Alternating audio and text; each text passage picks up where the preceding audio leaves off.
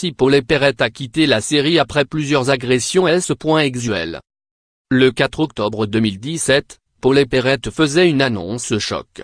Après avoir incarné pendant 16 ans le personnage incontournable d'Abyss Yuto, l'actrice a décidé de quitter ONCE.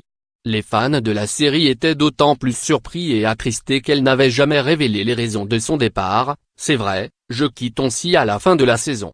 Il y a eu toutes sortes de fausses rumeurs sur la raison de mon départ. Non, je n'ai pas une ligne de soins de la peau, et non, la chaîne et la série ne sont pas en colère contre moi. C'est une décision que j'ai prise l'année dernière. J'espère que tout le monde appréciera tout ce qu'a fait Abby, pas seulement pour le reste de cette saison, mais pour tout ce qu'elle nous a apporté pendant 16 ans. Tout l'amour, tous les rires, toute l'inspiration, avait-elle annoncé. Il a fallu attendre le 13 mai 2018 pour qu'elle s'exprime enfin sur le sujet. À lire aussi. Luc Alphand quitte la France après le scandale de ses photos. Corinne Maziero, Capitaine Marlowe, la raison qui lui ferait quitter la série. Koh-Lanta, la prochaine saison interrompue. Après une agression sexuelle?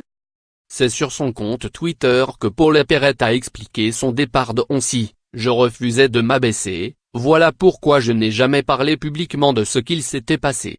Mais il y a des articles qui répandent des mensonges sur moi. Si vous les croyez, laissez-moi tranquille. Vous ne me connaissez vraiment pas. Désolé, mais il fallait le dire. J'ai peut-être tort de ne pas cracher le morceau, la vérité.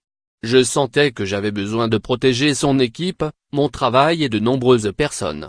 Mais à quel prix? Je ne sais pas. Je sais juste que j'essaie de faire de mon mieux, mais peut-être rester silencieux n'est pas la meilleure chose à faire pour dénoncer un crime. C'est juste que.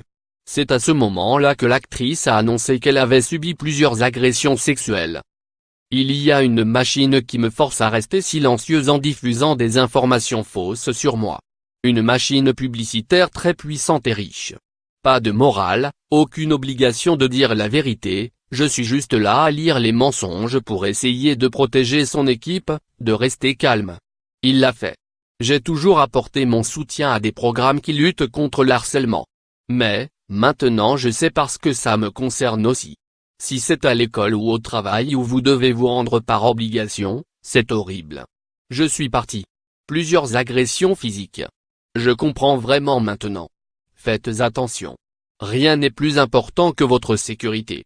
Parlez-en à quelqu'un, a-t-elle conclu sur Twitter.